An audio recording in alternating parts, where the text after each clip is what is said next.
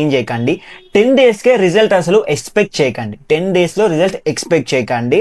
And ఇంకొకటి ఏంటంటే ఇక్కడ మీరు ప్రతిసారి రివ్యూ చేసుకోకండి. 90 డేస్ తర్వాత మీ ప్లాన్కి సంబంధించిన రిజల్ట్ ఏదైతుందో అప్పుడు రివ్యూ చేయండి.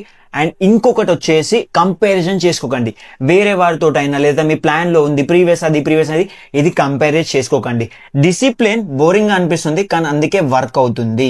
డిసిప్లిన్ బోరింగ్ అనిపించవచ్చు, డిసిప్లిన్గా ఉండడం బోరే అనిపిస్తుంది, బట్ అందుకే వర్క్ అవుతుంది. బోర్నే వర్క్ అవుతుంది డిసిప్లిన్గా ఉండడం. బట్ ఈ వీడియో ఇప్పటి వరకు చూసారు కదా, ఈ వీడియో ఎవరి కోసం అంటే ఫాస్ట్ మనీ ఎవరైతే మేకింగ్ చేస్తున్నారో అనుకున్నారో వాళ్ళ కోసం ఈ వీడియో కాదు.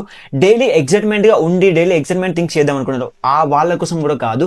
ఎవరైతే క్లారిటీ అండ్ కాన్ఫిడెంట్ కావాలి అండ్ నేను బిల్డ్ చేసుకోవాలి, నా లైఫ్ని కూడా కొంచెం కాన్ఫిడెంట్గా క్లారిటీ ఉండాలనుకున్నారో వాళ్ళ కోసం ఈ 90 డేస్ నో స్విచ్చింగ్ ఈ సిస్టమ్ అయితే మీకు వర్క్ అవుతుంది.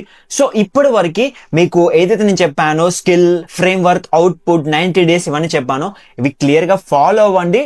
అండ్ 90 డేస్ అరౌండ్ మార్చ్ తర్వాత, March end of the March, అది ఏప్రిల్ ఫస్ట్ వీక్లో మీకు 90 డేస్ కంప్లీట్ అవుతుంది.